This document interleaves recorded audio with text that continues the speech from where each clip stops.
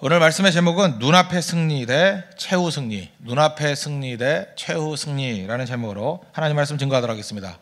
우리가 잘 아는 것과 마찬가지로 사도 바울의 믿음의 아들 그러면 두 사람을 특별히 얘기합니다. 디모데, 또 하나가 디도입니다. 디모데를 믿음의 아들이라고 표현한 것은 여러 차례 봤죠. 디도에 대해서도 1장 4절 보십시오.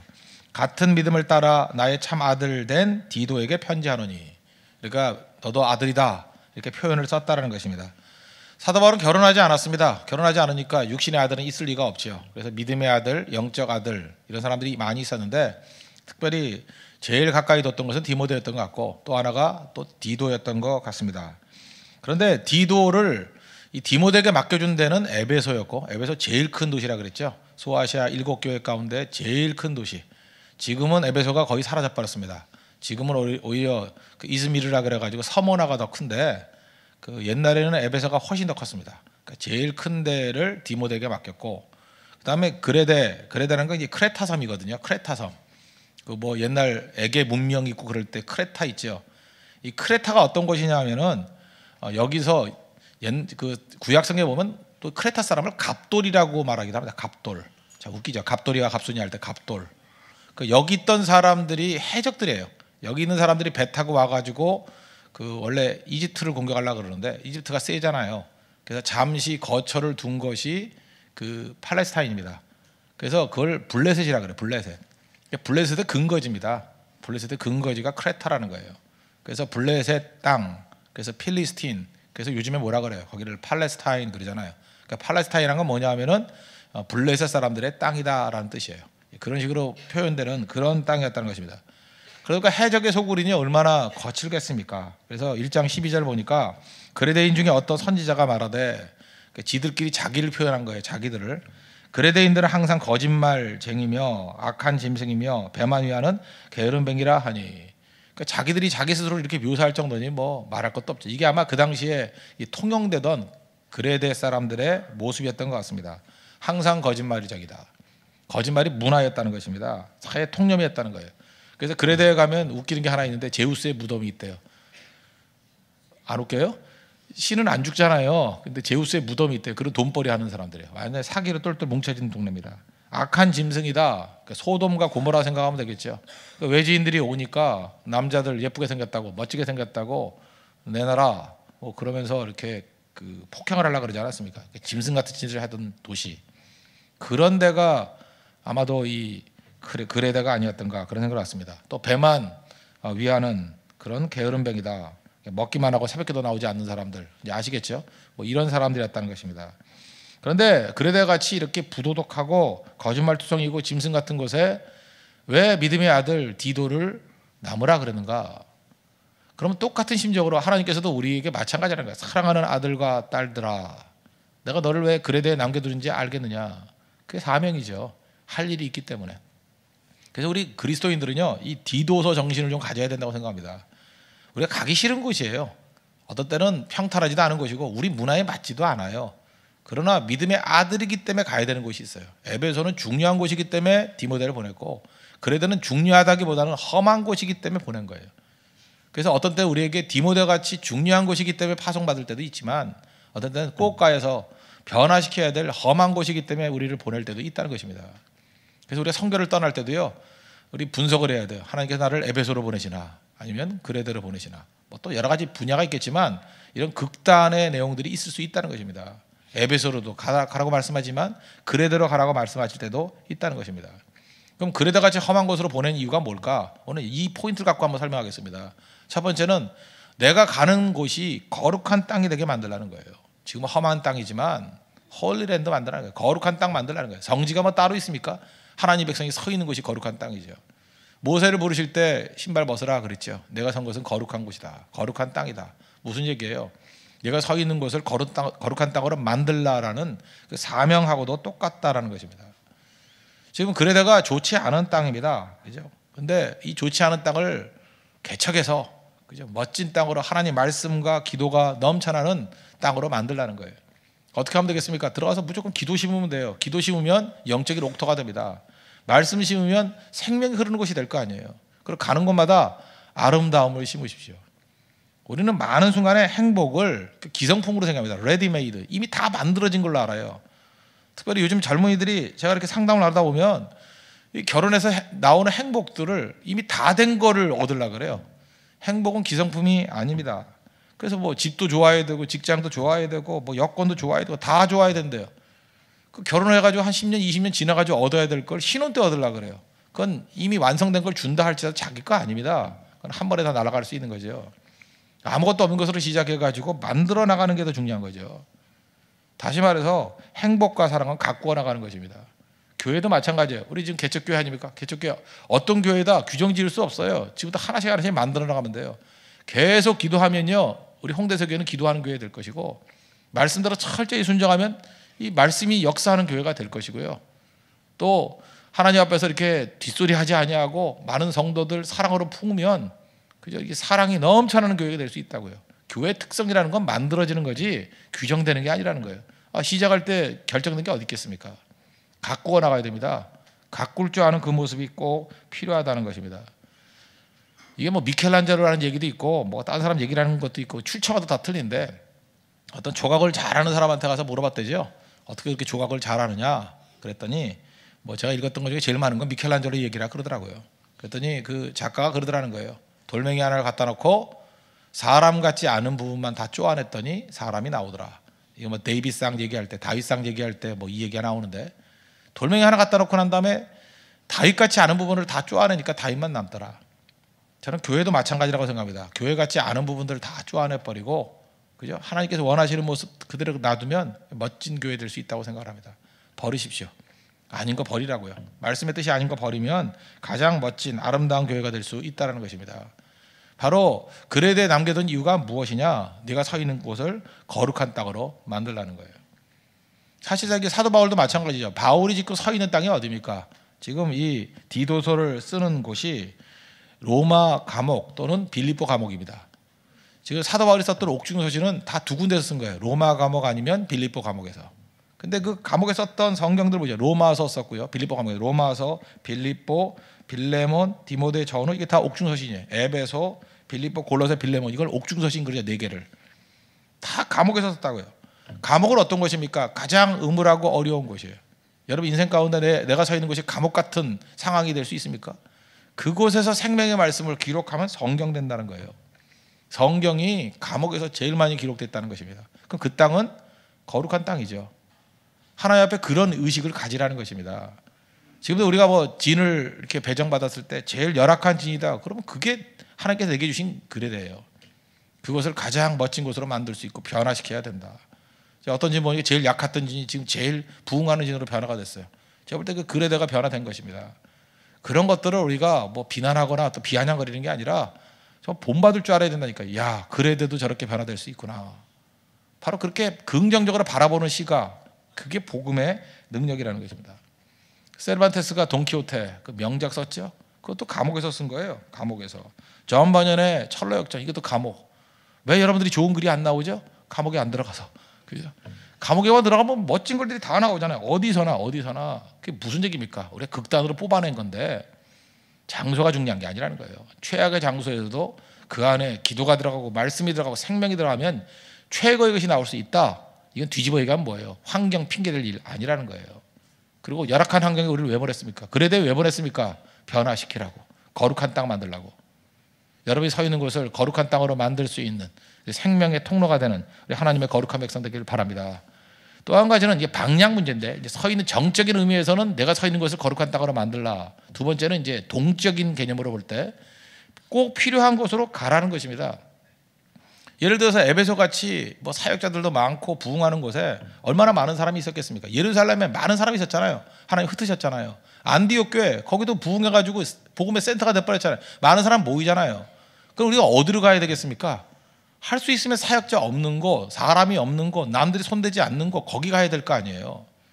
즉 우리가 선교하는 원리도 그거죠. 남들 잘 안 가는 데 가잖아요. 네팔 잘 안 가니까 가고, 인도도 비하르 지역 잘 안 가니까 우리 가잖아요. 안 가는데 가지 않습니까? 네팔도 잘 안 가잖아요. 안 가는데 고성도 잘 안 가잖아요. 그쪽 그 서부 경남 쪽은 거의 선교가 이루어지지 않고 안 가는 곳, 남들로 그냥 뭐 피 터지게 가는 곳, 그런 데 좀 피하는 게 좋고, 왜 그래요? 거기도 필요하다 그러면 가야 되겠지만 될 수 있으면 남들이 안 가는 거, 꼭 필요한 거, 그게 그레데의 의미라는 거예요. 어쩌면 우리 선교 재배치다, 선교사 재배치한다고. 선교사 재배치가 뭔지 아십니까? 선교사님들이요 너무 대도시에 다 모여 있다는 거예요. 케냐 그럼 나이로비 여기 다 모여 있고, 싱가포르 뭐 이런 데 다 모여 있고, 다 모여 있다는 거예요. 선교사도 재배치해야 된다는 거예요. 좀 오지 쪽으로, 그렇죠? 다 나눠가지고. 말론 쉬운데 실제로 못 가요. 애들이 있어가지고, 뭐 교육 때문에. 선교사들도 대한민국 학부형이다. 그럼 할 말 하나도 없죠. 학부형이 되는 순간에 선교사고 뭐고 다 없어요. 다 똑같아져 버려. 그 선교의 최고 장애는 내가 볼 때 대한민국 학부형이에요. 학부형이 되는 순간에 모든 게 다 무너져 버리더라고요. 자식이 우상이 돼버린 거죠. 어떤 의미에서 그것을 뛰어넘고 선교하고 헌신하는 분들에 대해서 우리가 굉장히 높이 평가해 줄 필요성이 있어요. 정말 높이 평가해 줄 필요성이 있다고요. 제가 아는 어떤 선교사님은 그냥 현지민 아이들하고 같이 뒹굴면서 같이 공부시키는 분도 있어요. 그죠? 근데 제가 거기서 감동을 받았어요. 야, 이유가 뭐냐? 공부 잘해서 뭐 하냐요? 그 다음 애들도 얘네들도 이 땅에서 복음 전가할 건데, 선교사 할 건데 녹아 들어가겠다라는 거예요. 그죠? 그런 모습을 보면서 사실 쉽지 않은 일인데 감동을 받는 거죠. 더 필요한 곳으로 가라. 제가 옛날에 그런 비유를 한번 들지 않았습니까? 그 토끼와 거북이. 왜 거북이는 토끼와 경주에서 이길 수 없는가? 이유는 뭐냐? 누가 신겨든지 모르지만 이상한 철학을 갖고 있는 거예요. 육지는 좋은 것이고 바다는 나쁜 곳이다. 그래서 꾸역꾸역 올라와서 육지에서 경기하는 거예요. 그러니까 토끼를 이길 수 있는 길은 토끼가 잠 잘 때밖에 없죠. 토끼가 맨날 잡니까? 잠을 안 자면 또 어떻게 하겠어요? 수면제를 먹이겠죠. 수면제를 먹었을 때, 그때 아니고, 아니 뭐 유혹에 빠뜨렸을 때, 그래 계속해서 편법을 쓰지 않으면, 게으르거나 편법 쓰지 않으면 거북이 못 이겨요. 근데 한 번쯤 지면 100번 싸우면 1승 99패일 거라고. 아니 한 번 잤던 토끼가 또 자겠어요? 그건 승부가 안 되는 승부예요. 그럼 하나님께서 토끼는 우등하게 만들고 거북이는 열등하게 만들었느냐? 절대 그거 아니죠. 하나님께서 거북이는 바다에 살게 만들었다고요. 바다에 가면 거북이는 물고기 수준으로 속도를 내요. 반면에 토끼는 바다에 가면 죽고, 물만 타면 죽잖아요. 뭐 경기할 것도 없어요. 그냥 거의 죽을 거라고요. 그러면 거북이가 토끼를 이길 수 있는 방법은 간단합니다. 열심도 아니고 노력도 아니고 그냥 바다에서 경주하면 이겨요. 근데 우리 가운데도 어리석음이 뭐냐 하면, 하나님께서 우리에게 거북이로 만드셨는데 꾸역꾸역 육지 가서 싸우려고 그래요.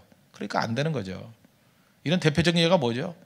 일본어를 전공시켰더니 중국 가서 살고, 중국어를 전공시켰더니 미국 가서 살고. 어쩌잔 말이에요. 난 옛날에 제일 답답한 게 뭐냐면, 중국어 전공한 사람이 꼭 일본 선교가겠대. 이게 제정신이에요? 그렇잖아요. 중국어 잘하는 사람이 또 일본 간다, 일본어 잘하는 사람이 또 중국 간다 그러고, 뭐 이게 엇박자가 되는 인생이에요. 그게 좀 지겹다는 거죠. 하도 들어서 지겹다, 딴 거 하겠대요. 물론 쉬겠다는 의미에서 잠깐 그럴 수 있겠지만 그건 어리석음이죠. 강청 갖고 일하죠. 강청 갖고. 하나님께 내게 주신 부분이 있거든요. 그거 갖고 잘 뛸 줄 아는 모습이 있어야 된다는 것입니다. 그게 중요한 거라는 거예요. 이런 관점이라고 그러면 별로 탁월한 사람이 아니라 할지라도 잘 쓰임받는 비결이 있습니다. 흩어지는 거예요. 그리고 항상 우리는 반대쪽으로 가야 됩니다. 남들 많이 가르지 않는 곳. 제가 맨날 그 얘기 하잖아요. 저는 청년들 많이 보니까 한동안요 90년대 말쯤에 그 유치원 교사들 한다고 무지무지하게 몰려들었어요. 유치원 교사 자격이 지금 뭐 6개월만 공부하면 막 나눠준다. 내가 말렸다고 하지 말라고. 야, 이 속도로 사람들이 많이 가면 분명히 남아 돌아. 유치원 교사 남아 돌아. 유치원 이제 문 닫을 날이 와. 애들 들렀는데 되니. 인구 변화보다 중요한 게 있습니까? 뭐 볼 것도 없죠. 그 다음에 또 다 사버려.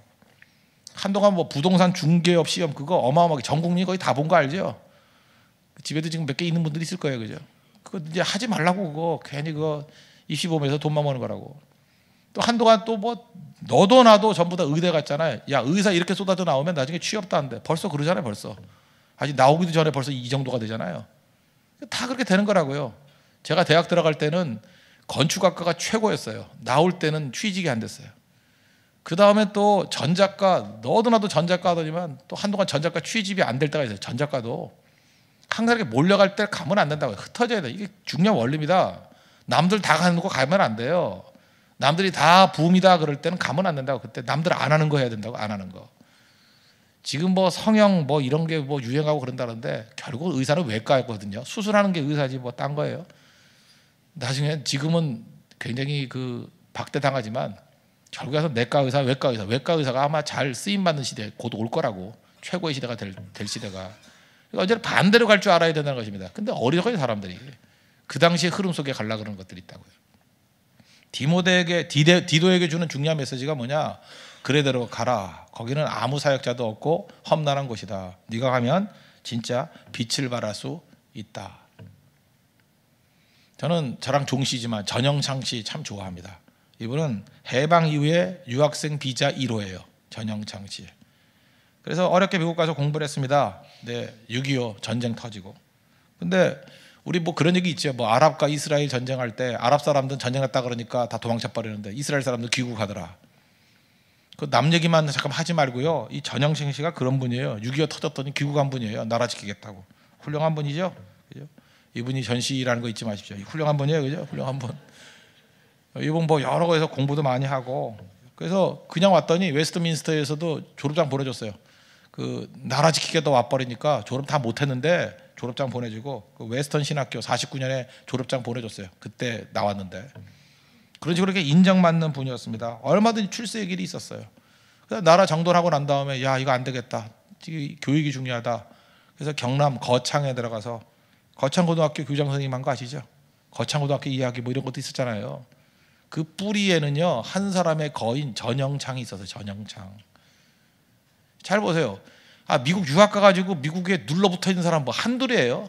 무지하게 많아요. 무지하게 많고 사실 그 자기 공부하는 데 다 쓰임 받지도 못해. 뭐 딴 거 하는 사람 많아요. 주유소하고 세탁소 하는 사람 더 많아요. 뭐 피자 배달하는 사람들 봤어요. 박사학위 받고 하버드 박사 받고 거기 있으니까 그죠? 뭐 별로 잘 쓰임 받지 못하잖아요. 뭐 쓰임 받는 분도 계시지만 그런데 명확하잖아요. 내가 있어야 될 곳이 이 땅이 아니고 조국이 나를 부른다. 가고 그것도 또 서울에 있는 것도 아니잖아요. 거창이라는 시골에 내려가서 학교 짓겠잖아요. 그 뿌리 내렸던 것이 열매를 거두지 않습니까? 지금도. 우리도 거창고등학교 출신들이 있는데 자부심 같더라고요. 그런 면에서는. 하나님 앞에 이런 모습이 있어야죠. 언제나 우리가 어디가 있어요? 더 필요한 곳에 가야 됩니다. 더 필요한 곳. 내가 어디가 필요한지. 오늘도 이 대만 선교 팀을 쭉 보니까 어떤 사람이 그래요. 세계 보니까 어떤 팀에 좀 이렇게 좀 더 중요한 인물들이 더 모인 것도 있고 좀 덜한 것도 있고 그래요. 근데 제가 지나가면서 하는 소리를 들어봤어요. 쭉 보더니만 어떤 한 형제가 그러더라고요. 제일 약한 거 보내주세요. 뭐 몇 주 전에 이제 그런 얘기 들어봤어요. 제일 약한 거 보내주세요. 그럴 때 저 사람이 아무리 봐도 홍대서 교회의 전영창 같은 사람이다. 그런 생각을 하셨어요. 그 마인드가 중요한 거라고요. 좋은 곳이 아니라 더 필요한 곳에 내가 가겠습니다. 이게 그레데의 정신이에요. 그레데에 가게 되는 정신. 그리고 마지막 세 번째 한 가지만 더 말씀을 드린다 그러면 고난을 딛고 승리하는 모델을 좀 보여달라는 거예요. 기독교는 생명의 종교 그러지 않습니까? 그러면 고난을 딛고 승리하는 모델, 그 모델 하나가 꼭 필요하다는 것입니다. 모델. 믿음이라는 건요, 믿음으로 승리도 중요하지만 믿음으로 죽는 것도 중요해요. 히브리서 11장 보면 믿음장이라고 그러지 않습니까? 전반부는 믿음으로 승리한 얘기들이에요. 믿음으로 뭐하고 아벨, 노아, 아브라함, 요셉, 삼손, 입다, 다윗 다 믿음으로 승리했던 모델들이죠. 나름대로. 그런데 후반부에 보면 36절 이하에 보면은 믿음이라 그러는데 여긴 잘 설교도 안 해. 다 죽은 얘기예요. 어떤 이들은 희롱과 채찍질 당했고 결박과 옥에 갇혔고 그 다음에 돌로 치는 것, 톱으로 켜 죽인 거, 시험과 칼에 죽은 거, 양과 염소의 가죽을 입고 유리하고 공핍과 환난과 학대를 받았고 그 다음에 가로치고 뭐라 그래요? 이러한 사람들은 세상이 감당치 못하도다. 오히려 이 후반부 믿음은 두 가지가 있습니다. 믿음으로 승리하는 모델이 있고요. 또 하나는 믿음으로 죽는 모델이 있어요. 둘 다 믿음이에요. 그래서 우리 환경에 관계없어요. 믿음으로 다 할 수 있어요. 여러분들이 고난과 환난 당하죠. 그때 믿음 필요해요. 야, 저렇게 고난과 환난이 있을 때 믿음으로 저렇게 든든하게 서 있구나. 그게 믿음이죠. 고난할 때에도 믿음 보일 수 있어요. 오히려 범죄했을 때도 믿음 보일 수 있어요. 야, 범죄했을 때도 저렇게 아름다운 믿음이에요. 다윗이 그거 아니에요? 범죄하고 난 다음에 회개하는 믿음 보세요. 시편 51편 그 범죄 위에 쓰여지는 시편이에요. 그때도 믿음이 보인다고. 승리했을 때 모든 영광을 하나님께. 그때도 믿음을 볼 수 있죠.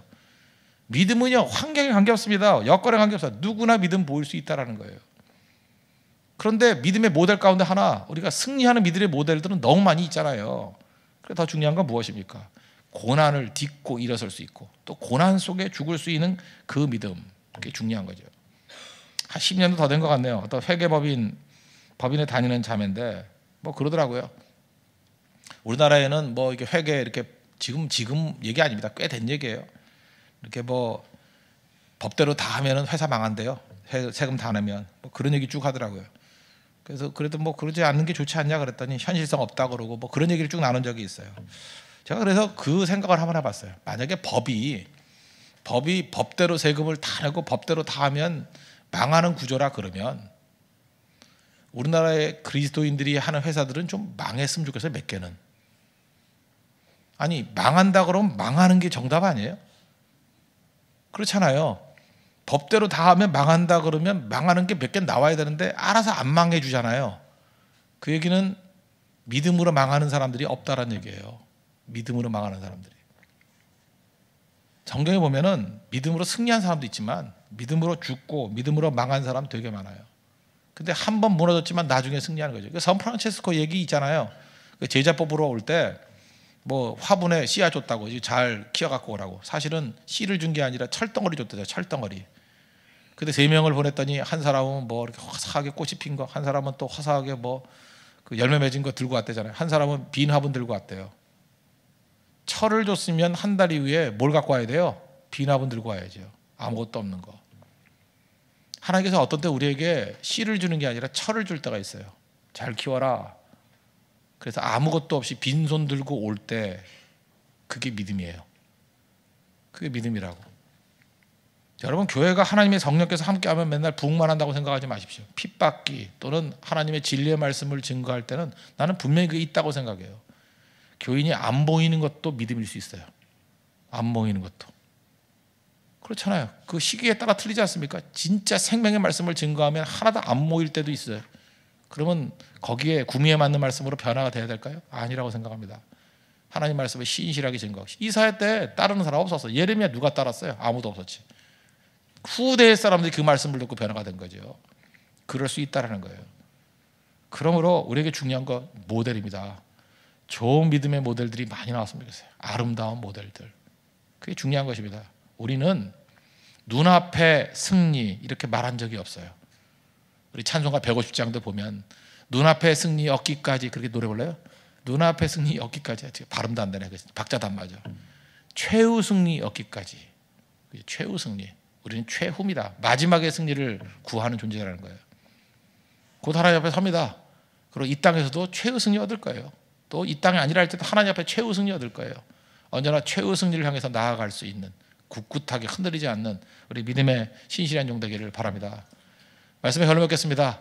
우리 그레데라는 험난한 곳에 믿음의 사랑하는 아들을 뒀던 이유, 하나님께서도 우리 사랑하시는데 험난한 곳에 우리를 둘 때가 있다는 것입니다. 이유가 뭐예요? 정적으로는 서 있는 땅을 거룩한 땅으로 만들라. 동적으로는 더 필요한 곳으로 자꾸만 가라. 그 세 번째는 큰 그림으로는 고난을 딛고 승리하는 좋은 믿음의 모델을 하나 보여달라. 모델 되십시오. 모델. 내가 모델이라고 생각하면 함부로 살 수 없죠. 나같이 다 따라올 거니까. 그래서 어떤 모델 의식을 가지고 하나님 앞에 정직하고 깨끗하게 사는 하나님의 믿음의 종 되기를 축원합니다. 기도하겠습니다. 이 시간에 우리 일주일 처음 시작하는데 그레데 같은 곳에 하나님이 나를 보내실 때가 있습니다. 의미를 잘 알고 충성할 수 있도록 거룩한 땅 만들고 더 필요한 곳으로 자꾸만 갈 줄 알고 의사결정 내릴 때, 그리고 좋은 믿음의 모델 될 수 있도록 해달라고 다 같이 하나님 간구하도록 하겠습니다.